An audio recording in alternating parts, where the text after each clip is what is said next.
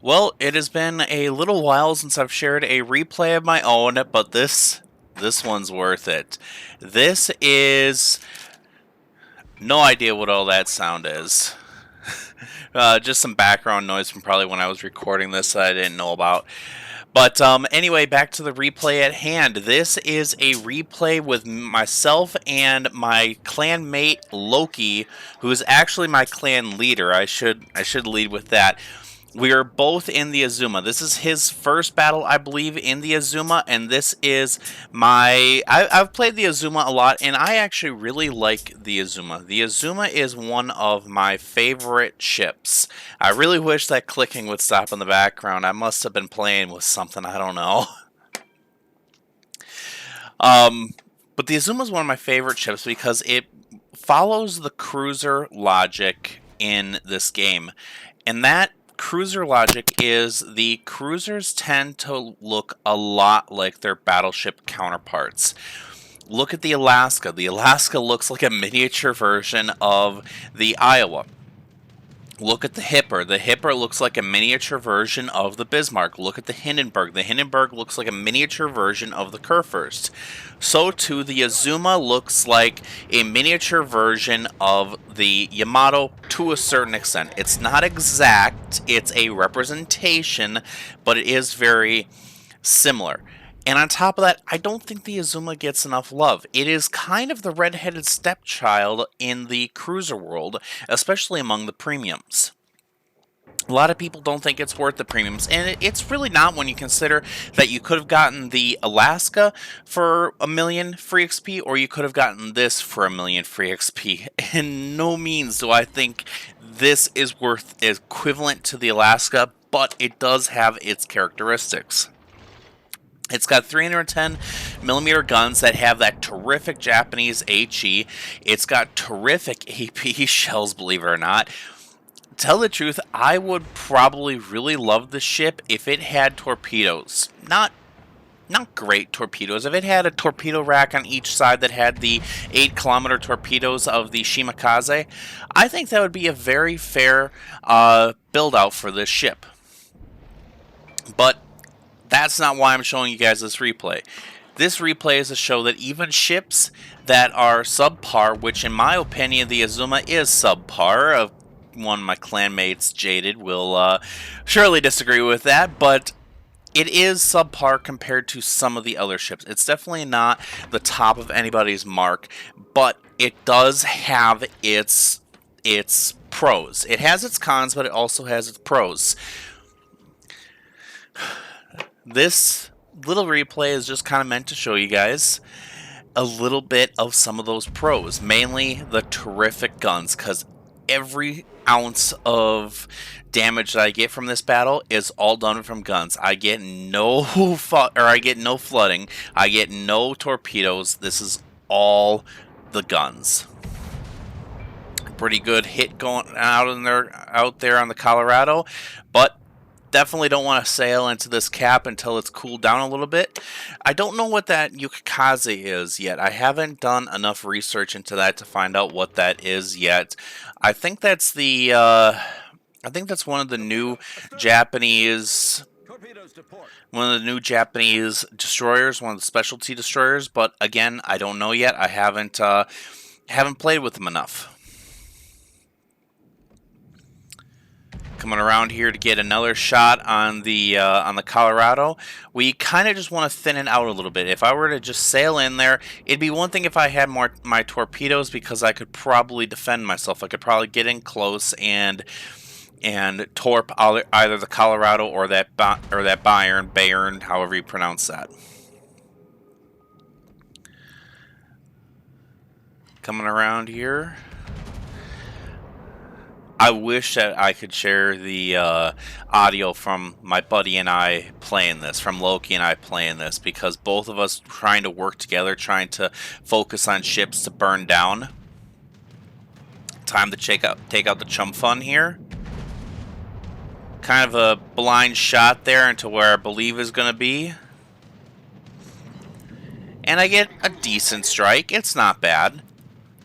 I'll say this, the AA on this ship is fairly good. I will say that the Kaga kind of makes it a little bit easy. The player doesn't exactly... He's not the best CV captain in the world, the best CV pilot, but on top of that, the Kaga has those really weak... They're essentially a tier 7 plane on a tier 9 ship. The tier 9 ship being the increased loadout of airplanes. Torpedoes to port. Warning, I do believe this is when I warned Loki to watch out for the Chum Fun's deep water torpedoes that tend to pop up at the last second, just like right there. He takes a couple. No, he only takes one. That's pretty good. But it's time to pick on the Chum Fun. I have my AP loaded. I was hoping to see a broadside, but even without the broadside, I still do a pretty good chunk of damage there. Trying to out-kite this torpedo, but he ends up snagging me anyway. But thank the Lord, it's a Kaga. It's a plane drop torpedo, so it doesn't do as much damage. Picking on this Baltimore here, trying to load AP to try and get some citadels, and I just keep losing. I just keep missing that citadel, but there Loki goes in and he gets a pretty nice strike on that Baltimore. My shells come flying in, nothing but overbends. You'd think that I'd probably be able to snag a citadel out of that, but I think I had to aim just a little bit lower. I think I'm aiming a little bit too high up on the belt. Yeah, see how I'm above the waterline? If I had come just a little bit down, I probably would have done halfway decent. Pulling through here, I assume the Byron is going to start pulling forward here, and I want to see where he's going, so I quickly veer around. I do not want to face that ship head on. The Byron may not be a great ship, especially compared to a tier 9 like the Azuma, but it's definitely not a confrontation I want to take on. One of the things that I really want to stress to people is use islands to limit the confrontation that you're going to receive. I'm using this island so I can focus on one ship, the Baltimore. I'm making it so that the Byron cannot engage me. I want to focus just on the Baltimore. There he goes. Make a little bit of a mistake here. I do use the island right there also to screw with the CV. But I switched to HE. No idea why I switched to HE. I should have kept the AP loaded, especially against a tier... I believe that's tier 6. Yeah, the Byron is tier 6. Again, especially against a tier 6 battleship.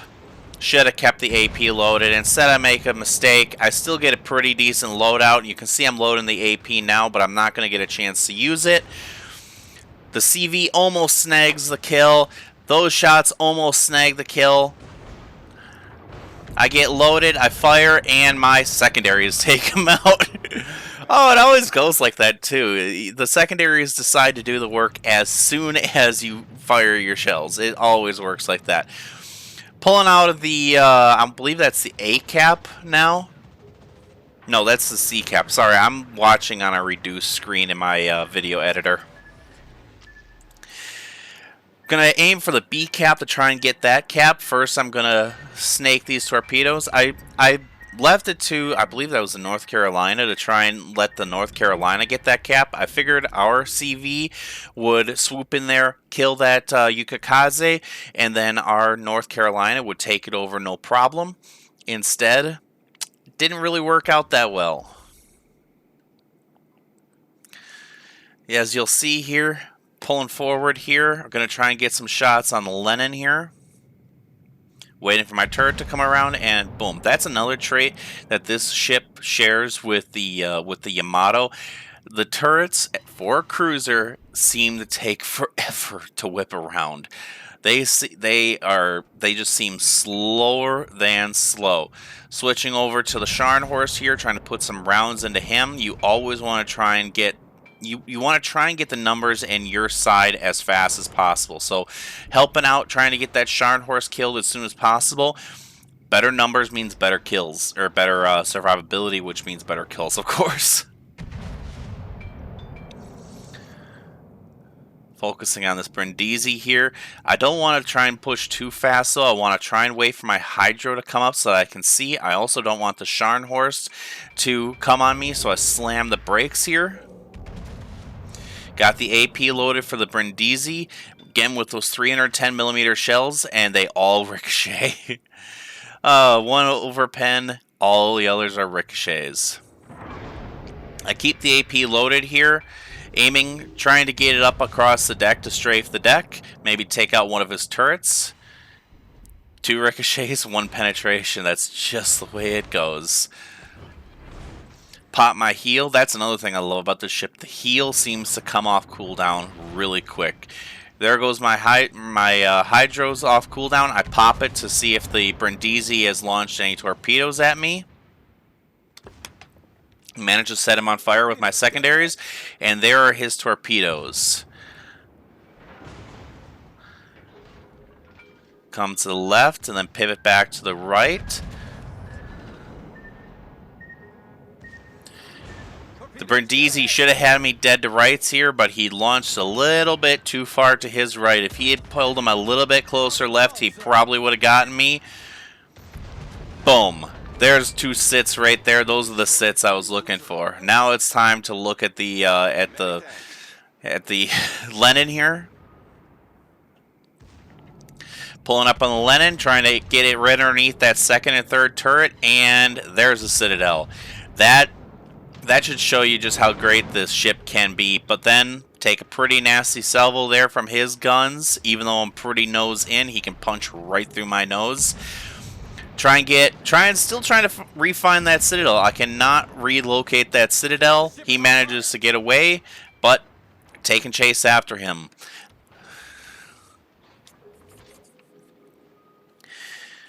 He switches over to focus on our other North Carolina over there, and as you can see, our North Carolina and our other cap and our C cap unfortunately lost to the Yukikaze, and our CV was not able to find and kill him.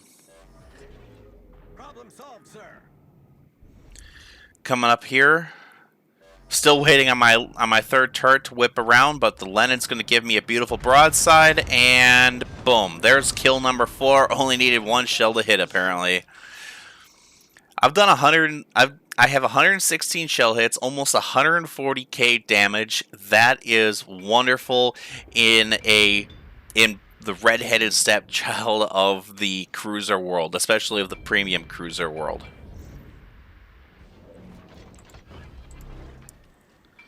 Pausing here in the cap to try and finish capping it. You can see the CV is going to come in and he's going to try and ruin my day. I slam on the gas to try and get ahead. He doesn't even hit me and he resets the cap. That is stupid. This is why nobody likes CV players. He didn't even. All he had to do was splash me, and that managed to reset the cap. But we'll get the cap taken. I'm up to 27 planes shot down. That's really nice, especially when you consider that Japanese are considered to not have the best AA, but they get the job done. Get this cap all sorted away, and then we're actually going to rush back to B to try and prevent the Yukikaze from taking that. I have my four kills right now. I can smell a Kraken. Our Benson there is giving me a little bit of a hand. We do end up divvying up to try and get some more rewards, even though they're kind of worthless. They don't give you anything anymore.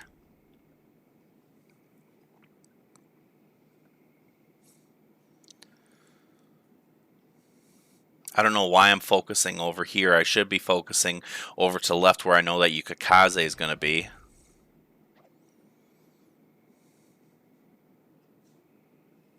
You can see I make some rather off-colored comments there. I will own that.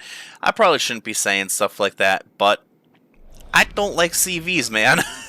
I do not like CVs. If I had focused over on that Yukikaze sooner, I would have had my third gun pointed at him. Instead, I'm holding off, waiting until I can either get my third gun or he gets a little bit low enough so I can snag the kill. Yes, I am playing a little dirty. Yukikaze narrowly misses those torpedoes, but still manages to miss them.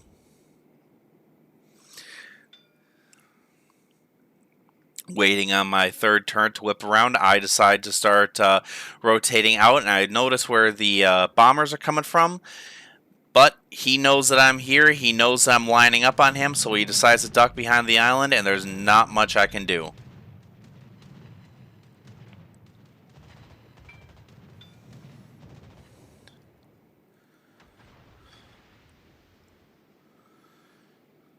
Yukikaze is dead. The only thing left is their Kaga. Pointing there, I'm very confident that he's coming, that he's behind this island here, this one that I'm kind of pointing at, that he's pointed towards the, if the map was orientated north-south, he's pointed towards the east. So as I'm coming in, I don't know which way to go here, so I'm going to assume that he's pointing east behind this island, so I decide to start sailing towards the right side of this island after these torpedo planes exit us.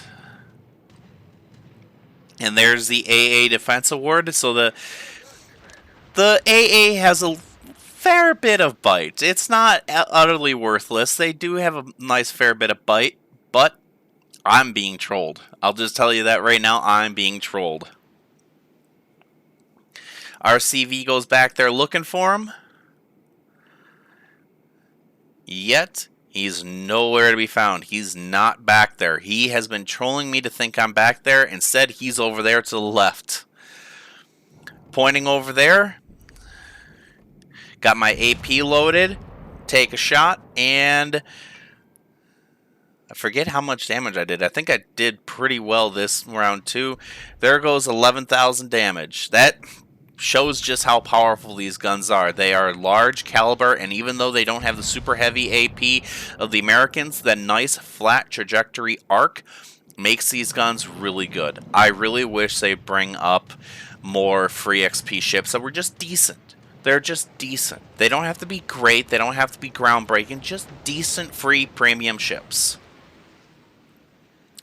Rotating over here to try and get my third turret in, holding fire to try and snag this kill. I really want that Kraken, but lose my patience and I decide to empty in on him. He's down to a respectable 8,000 XP. Our Kaga goes in to try and snag the kill. He's firing more bombers at me. I got my AA up.